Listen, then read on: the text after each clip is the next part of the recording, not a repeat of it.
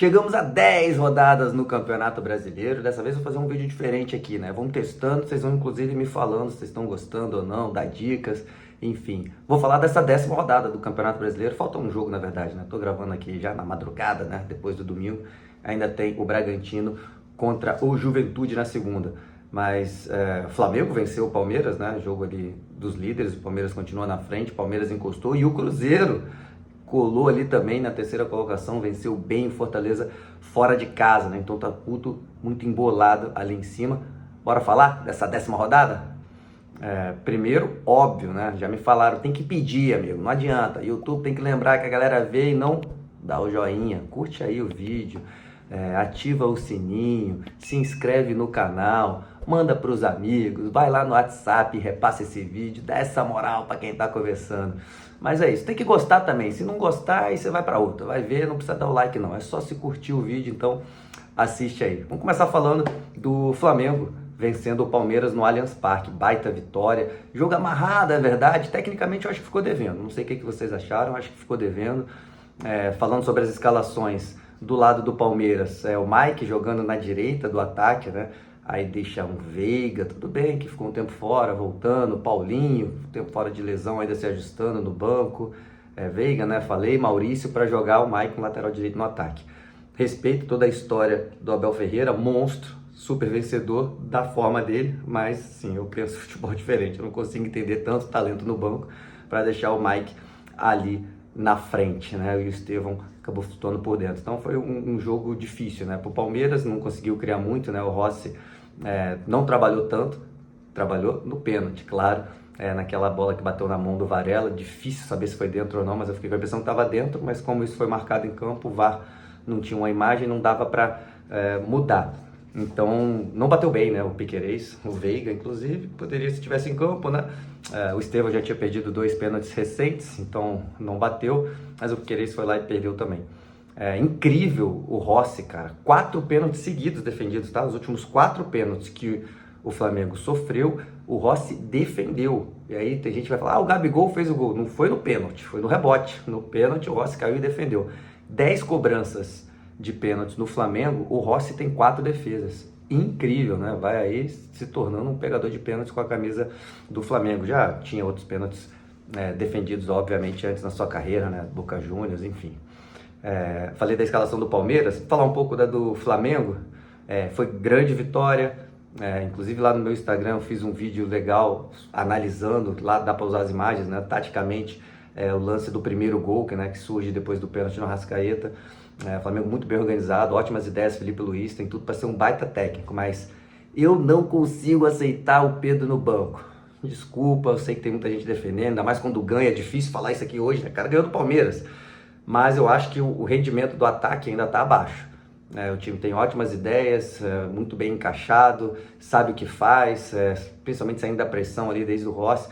Mas, cara, o Pedro precisa de jogo. O Pedro é muito acima tecnicamente. Eu sei que tá tudo na ponta da língua de todo mundo para falar que... mas ele não tem a intensidade para marcar pressão no estilo do Felipe Luiz, do europeu.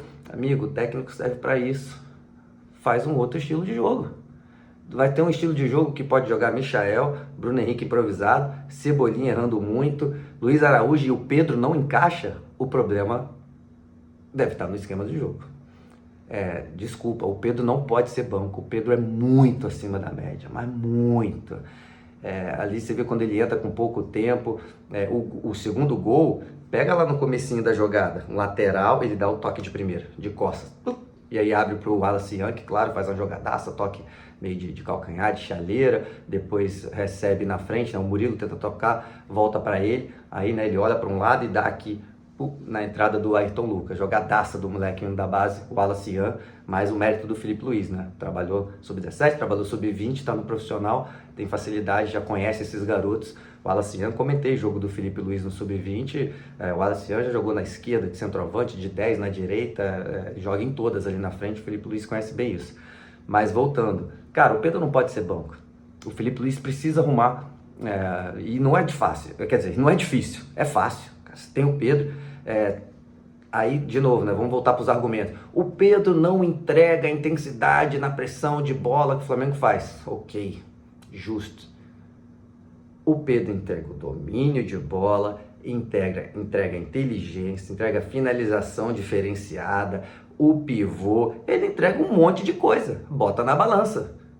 Bota na balança. E a balança do Pedro, na verdade, vai ficar embaixo, né? Porque é mais pesada. Vai pesar tudo de bom que ele tem. Cara, o Pedro não pode ser banco, gente. Desculpa, essa é a minha opinião. O Flamengo tá ganhando, tá bem, mas de novo, a parte ofensiva, eu sinto que tecnicamente tem muita gente devendo. Assim, o Pedro precisa de sequência de jogos, naturalmente, vai voltar a ser o Pedro que todo mundo conhece. Se ele tivesse mal fisicamente, como o Felipe já falou, não tá 100%, beleza, justo. Mas agora na coletiva ele não falou disso, ele falou, eu optei, achava que o Bruno Henrique ia funcionar melhor na frente. Me preocupa no sentido até, não estou falando de preocupa do Flamengo, não estou falando do Felipe Luiz, como eu espero, tenho expectativa muito alta para ser aí um brasileiro que vai se dar muito bem como técnico, de repente trabalhar na Europa com sucesso, enfim. Me preocupa deles abraçar mais o esquema tático, a ideia de jogo acima do talento. Isso que me preocupa. Mas, de novo, é só uma preocupação. O Pedro pode ainda não estar 100% e daqui para frente, né, ele encaixa o Pedro. Mas é algo porque eu tô alerta, eu tô de olho. O Pedro não pode ficar no banco.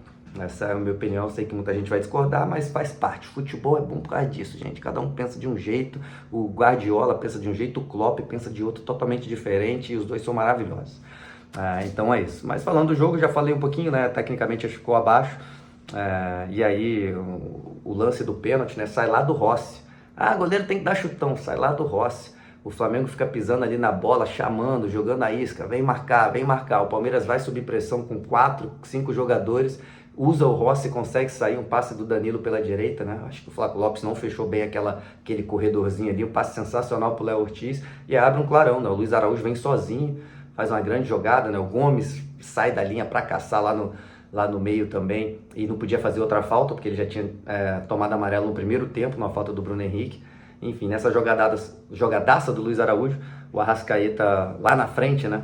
Balança para cima do Murilo, bota na frente, o Murilo deixa um braço, toma um drible, deixa um braço, e aí o Arrascaeta acaba forçando, né, o contato, assim. Não foi derrubado, mas eu acho, na minha opinião, eu sei que é polêmico, esse braço atrapalha o atacante que deu um drible e ia na direção do gol. Ele bota um braço, tira a velocidade, tira o momento ali do cara. O que eu acho na minha ideia de VAR, não é nem a minha ideia, na concepção do VAR, tá lá na regra, do jeito que ele foi inventado, não é lance de VAR, porque gera essa dúvida. Eu sei que agora tem muita gente aí me xingando porque acha que não foi nada. E vai ter muita gente concordando, finalmente, esse cara entende muito, foi pênalti sim, e tem gente falando que eu não entendo nada.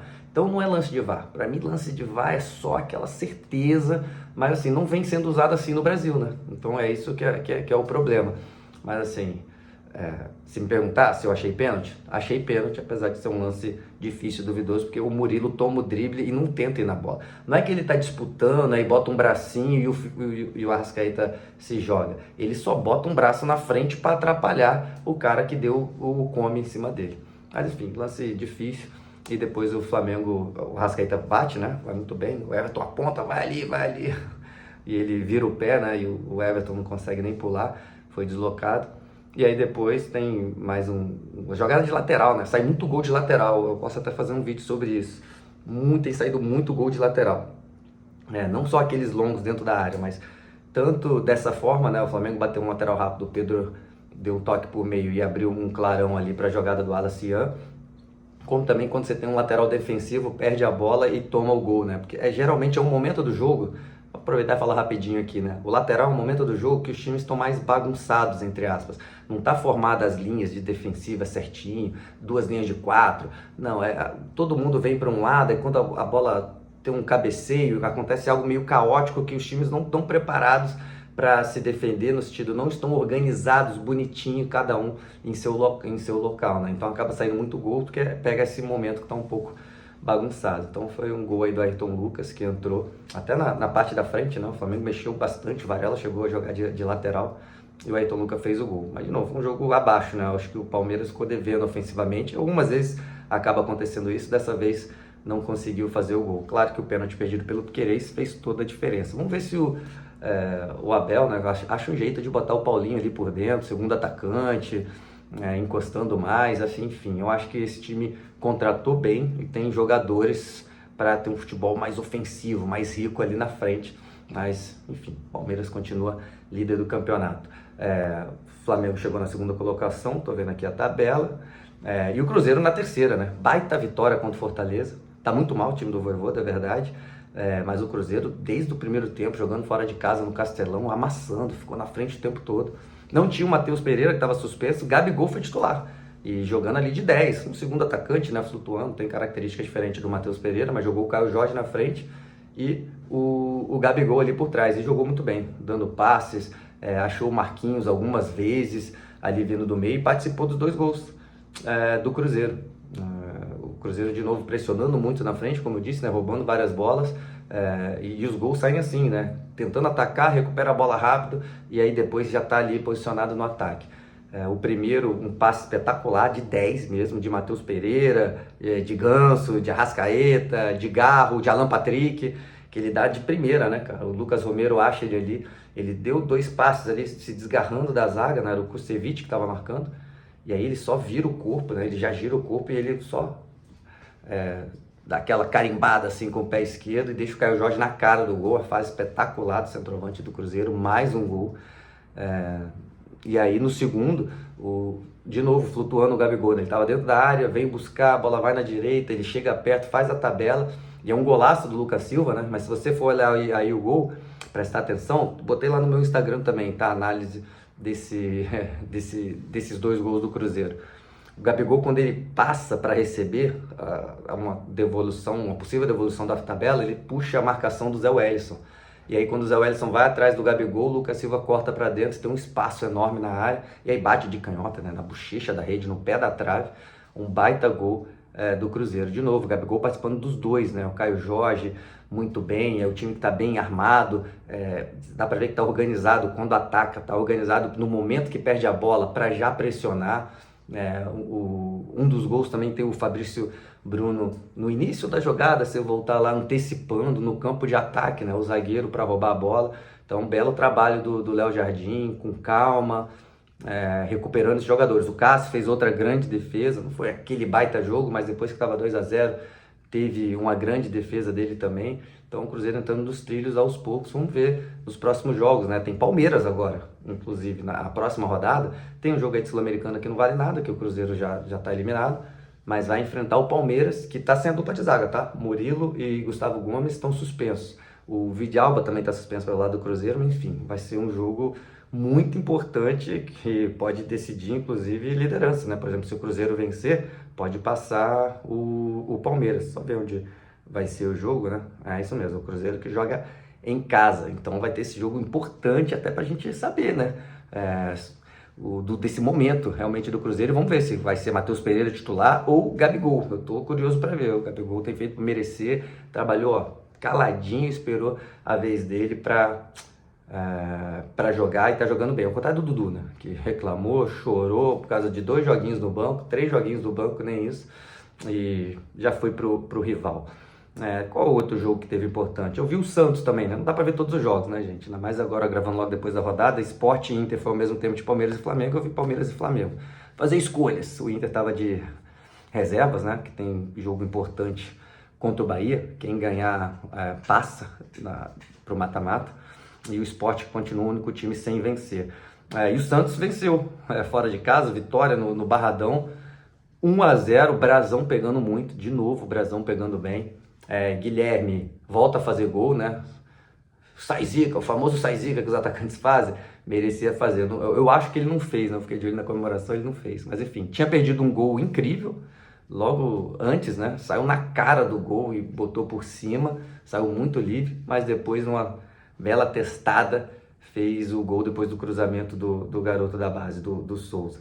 Aí depois o Neymar entrou, né, mas o Santos já com a vitória, com o resultado, né, na verdade, jogando fora de casa, Vitória pressionando, não conseguiu fazer tanto assim, né, tava um momento difícil pro Santos, né, até para ele entrar, ele que ainda não tá 100% fisicamente, obviamente, né, jogando menos, mas Teve uma falta cobrada ali da entrada da área, que o Lucas Arcanjo fez grande defesa, né? Ele tenta bater no canto do goleiro em vez de por cima da barreira. Uma falta que ele mesmo sofre, né? Arrancando ali pela esquerda. E teve um outro grande lance dele, que ele rouba a bola pelo lado do campo, num contra-ataque, ele puxa, vem a marcação de dois, ele dá no Tassiano, mas na hora do Tassiano devolver, né? Para deixar o Neymar na cara do gol, o zagueiro, o marcador acaba cortando, né? O Tassiano acaba errando o passe, na verdade, né? Se ele tenta ali entre as pernas, de repente, ele deixaria o Neymar na cara do gol. Mas fora isso, o Neymar não foi tão efetivo assim nessa partida, mas claro, um momento difícil pro Santos. Santos que tem mais 2 jogos antes da parada pro Mundial, né? Os times brasileiros, Flamengo, Palmeiras, Fluminense e Botafogo vão jogar o Mundial, então vai ter um tempinho parado, né? Para muita gente treinar. Santos tem mais 2 jogos antes dessa parada, só que o contrato do Neymar também vai acabando, né?